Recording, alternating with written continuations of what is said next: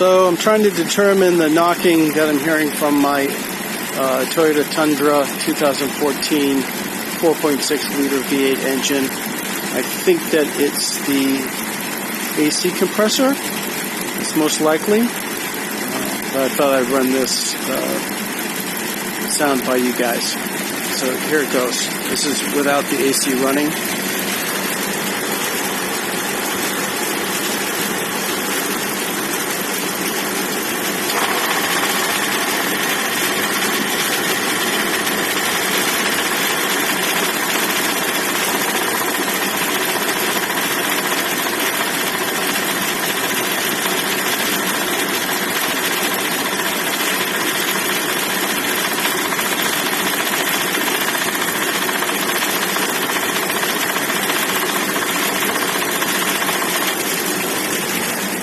Okay, so that was without the AC running, turned it on, you heard the knocking, and then turned it off, knocking stopped.